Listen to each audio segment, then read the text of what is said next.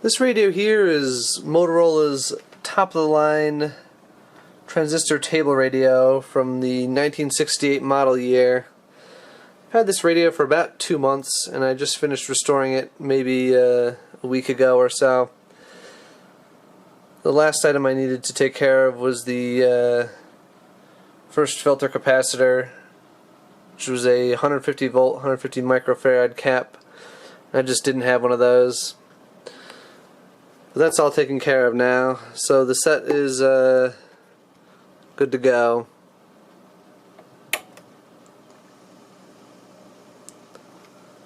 Support for jazz comes in part from the Lorena F. Wolf Foundation, promoting music and music education in our culture.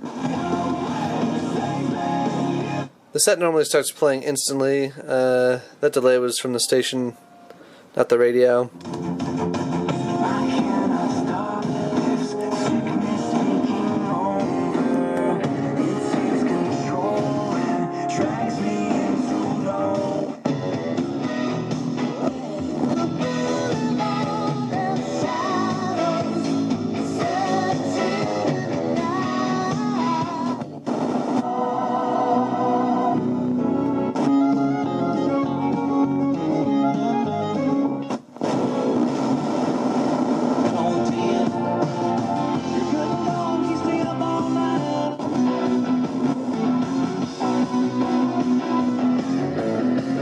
Stereo indicator there, and you can turn off stereo and turn off AFC.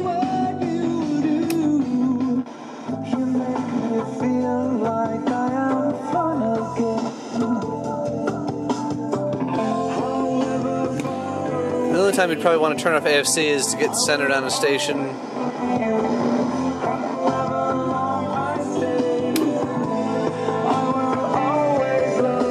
I like that song, but I can't leave it playing too long. See, I would rather we just go a different way and play the game. And no matter the weather, we can do it better. You and now you tell me better. We both know we ain't kids no more. And I love you. I know the day to work out. What are they make you wanna say my name, girl? Come on, baby, please, 'cause I wanna hear you dream. Hand in tickets out for gone. Alright, let's try AM. I like how the dial scale in use is the only one that lights up. Nice little feature. Oh, Cameron, you're killing me.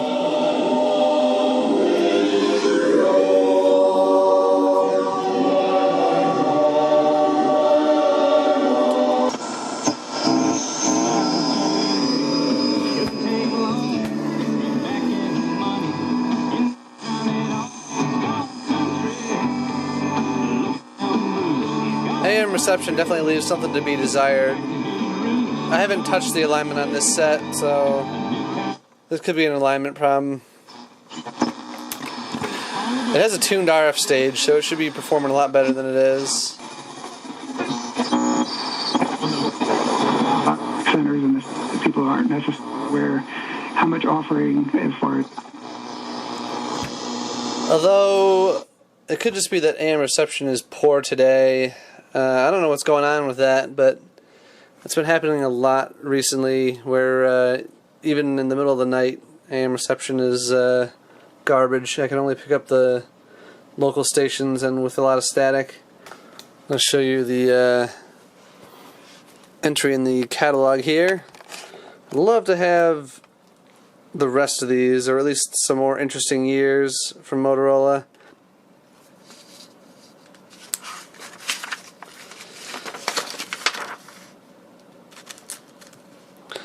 So here it is, the TT22CW. Suggested list price of $100. It was a 16 transistor radio, and the dealer cost was $70. So they made $30 profit on one of these if they sold it for the full MSRP $100 was a good amount to shell out for a radio in 1967. There were a lot of cheap Japanese sets available for quite a bit less.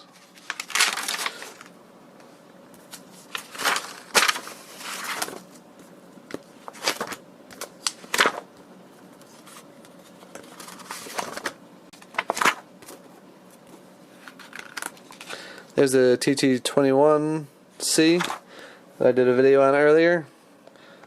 Not sure what I'm going to do with that radio. And here's the TT22C. I think this whole block here is overstating things a little bit. This is a transformerless design, so it has a hot chassis that just drops the voltage down with a resistor. Doesn't actually drop the voltage down all that much though. The output transistors run with the highest voltage I've ever seen across a transistor in a radio, and they run class A, so this thing draws like 20 watts regardless of the volume setting. Not much less than a tube radio. There only was one color choice. They might as well have just said CW here. It's got some good sized speakers though. They take up pretty much this whole area. Doesn't really get much stereo separation though. They should have maybe angled them or something. Even though I've done it like a million times and working on this set, I'm going to take the back cover off and show you this chassis. But first I'm going to unplug it in the interest of not being shocked. Although I do have it plugged in such that the chassis is connected to neutral. I'll take out these screws here on the back. I think this chassis is worth showing off. It's pretty interesting. Alright, the mini screws have been removed. I gotta detach those two things there. Those are the connectors for the antenna. If someone could tell me what the heck these are, I would be very interested. They have both a capacitive and resistive component to them. They isolate the chassis here, which like I said is a hot chassis, and you can see the one lead is bonded right to the chassis. You know, they isolate it from these terminals so you don't get shocked. You can see it has a metal chassis, and some of the transistors here are in tube sockets, and they're soldered in. They must have had old tube sockets to use up. You can see that the holes aren't punched big enough for tubes to actually be inserted there. So I don't think this is like a reused tube radio chassis or anything.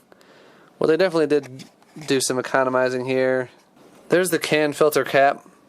There were way too many leads attached to the underside for me to detach them and then, you know, mount those caps somewhere else. The old one had a pretty soft case.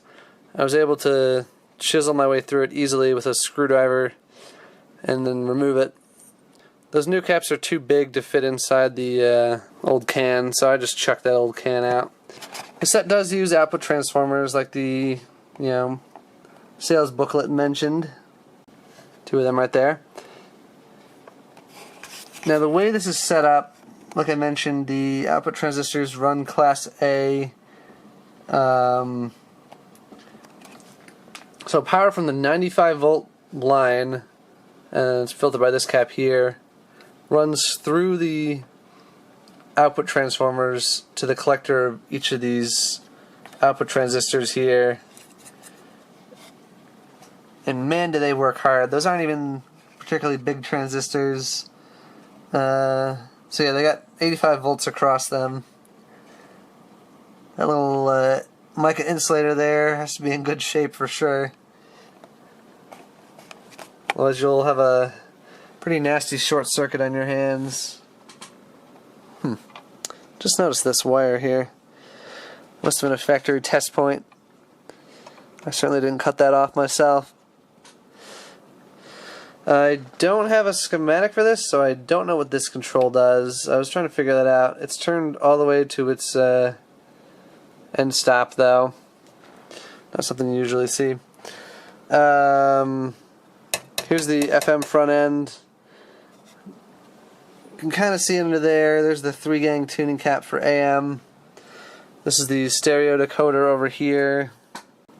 I added that note there just in case that bulb ever burns out. And those are 24 volt dial lamps. That's kind of unusual. I'll peel off my stickers from when I was working on this thing. There's the 8 ohm 3 watt golden voice speaker. Here's the preamp board. You can see this has all been painstakingly recapped.